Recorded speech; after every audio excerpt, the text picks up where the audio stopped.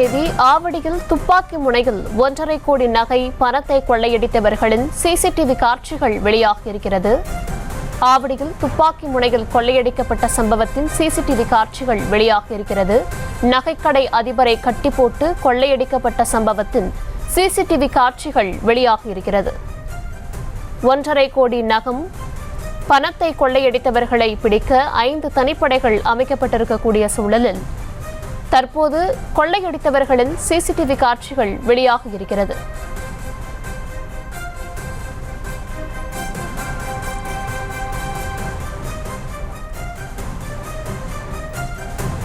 கூடுதல் விவரங்களுடன் இணைக்கிறார் செய்தியாளர் எட்வர்ட். வணக்கம் எட்வர்ட், விவரங்கள்.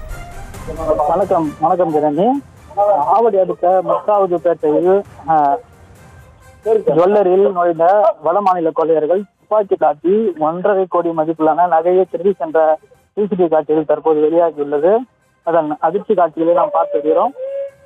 முத்தாவுப்பேட்டையில் கிருஷ்ணா ஜுவல்லரி என்ற கடையை பிரகாஷ் என்பவர் நடத்தி வருகிறார். இந்த கடையில் இன்று மதியம் நுழைந்த வட மாநில கொள்ளையர்கள் தாங்கள் மறைத்து வைத்திருந்த துப்பாக்கியை காட்டி பிரகாஷை தாக்கி நகைகளை கொள்ளையடிக்கும் காட்சிகள் தற்போது வெளியாகி பரபரப்பை ஏற்படுத்தியுள்ளது.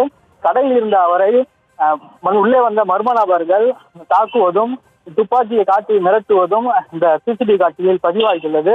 சம்பவ இடத்தில் போலீசார் விசாரணை மேற்கொண்ட அந்த நிலையில் தற்போது இந்த காட்சிகள் வெளியாகி பெரும் பரபரப்பு ஏற்பட்டது. பட்ட பகலில் ஜுவல்லரியில் ஆள் நடமாட்டம் உள்ள பகுதிகளில் சர்வசாதாரணமாக துப்பாக்கிகளுடன் வந்து கொள்ளையர்கள் நகைகளை திருடி செல்லும் சிசிடிவி காட்சிகள் வெளியாகி பொதுமக்களிடையே பெரும் அச்சத்தை ஏற்படுத்தி இது குறித்து காவல்துறையினர் தீவிரமாக விசாரித்து வந்த நிலையில் தற்போது சிசிடிவி காட்சிகள் வெளியாகி போலீசார் இதன் அடிப்படையில் விசாரணை மேற்கொண்டு வருகின்றனர்.